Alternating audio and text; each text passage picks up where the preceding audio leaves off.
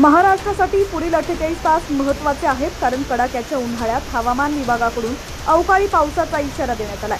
महाराष्ट्रात पुढील 2 दिवस मेघगर्जनेसह अवकाळी पावसाची शक्यता वर्तवण्यात आली आहे। राज्यातील अनेक जिल्ह्यांमध्ये 6 आणि 7 मे रोजी जोरदार पावसाचा अंदाज पुणे वेधशाळेने वर्तवलाय। पुढील 48 तास राज्यात सर्वत्र वादळी वाऱ्यासह गारपिटीचा इशारा दिलाय। देशात जम्मू काश्मीर ते तामिळनाडूपर्यंत उद्यापासून पाऊस कोसळणार आहे। मुंबई, ठाणे आणि पालघर, पुण्यासह राज्यातील अनेक शहरांसाठी पुढील 48 तासात येलो अलर्ट जारी करण्यात आलाय।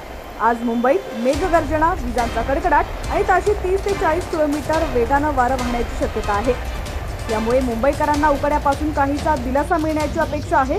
कोकण आणि पश्चिम महाराष्ट्रातही ढगाळ वातावरण आणि हलक्या पावसाचा अंदाज आहे।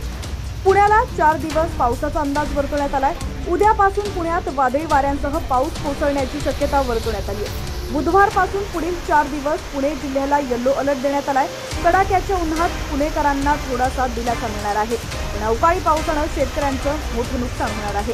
यवतमाळ जिल्ह्याला हवामान विभागाने उष्णतेच्या लाटेसह वादळ वारा आणि पावसाचा अंदाज वर्तवलाय। पुढील 5 दिवस हे चित्र कायम राहणार असल्याचं म्हटलंय। यामुळे यवतमाळ जिल्ह्यात 10 मे पर्यंत शेतकऱ्यांना सतर्कता बाळगावी लागणार आहे।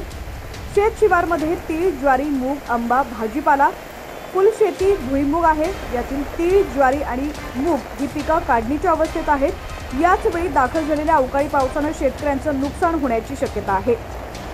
त्यामुळे पावसाचा अंदाज घेऊन काढणीला आलेली पिकं सुरक्षित ठिकाणी ठेवावी, अशा सूचना कृषी विभागाकडून देण्यात आलेल्या आहेत।